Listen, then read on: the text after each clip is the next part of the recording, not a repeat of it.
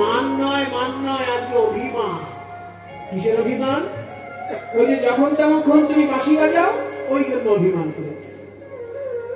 রাধারানী বলছে, দাঁড়া, তুমি যখন তখন বাঁশি বাজিয়ে দাও, আমার খুব কষ্ট হয়, তাই আজকে আমি তোমার কাছে বাঁশি শিখবো, আমিও বাজাবো। তখন বাঁশি শুনলে তুমি বুঝতে পারবে যারা শোনে তাদের কত কষ্ট হয়। তুমি বাঁশি বাজাও জানো না, তুমি বাঁশি বাজাও জানো না, তুমি জানো না, তুমি জানো না, তুমি জানো না, ওই বাঁশি বাজানো তুমি জানো না, ওই বাঁশি বাজানো তুমি জানো না, তুমি জানো না, তুমি জানো না,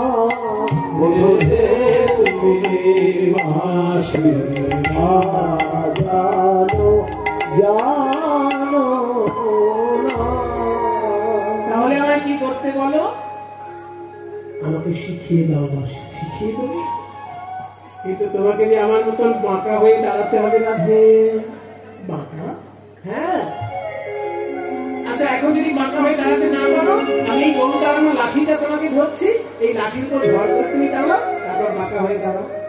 বলে বাঁকাটা হবো কি করে? বলে প্রথমে চরণ বাঁকাবে, তারপর কোমর বাঁকাবে, তারপর ঘাড় বাঁকাবে।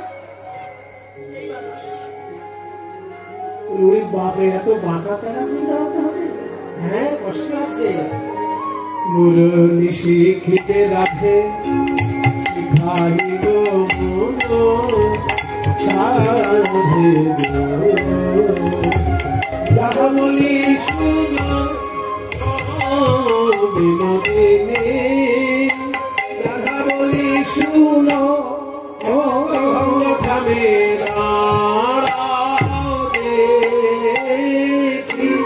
চরণে চরণ ধুলে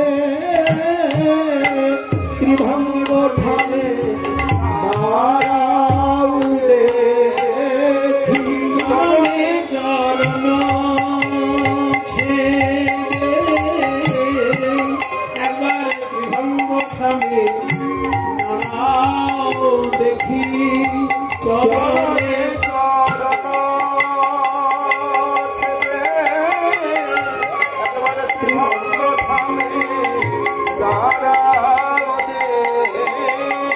চরণে চরণ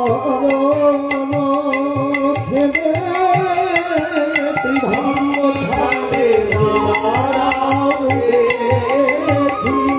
চরণে চরণ ছেড়ে ত্রিভঙ্গ ধারে দাঁড়াও দেখি।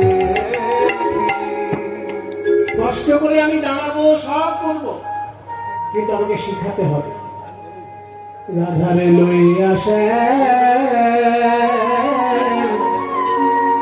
মুরলি শিখায় মহানন্দে আনন্দে, মুরলি শিখায় মহানন্দে, রাধারে লইয়া মুরলি শিখায় মহানন্দে আনন্দে। বাঁশি নিয়ে তত্ত্ব বলে নি। শ্রীকৃষ্ণের হাতে যে বাঁশি, সেই বাঁশি থাকে 3 রকমের। একটা ছোট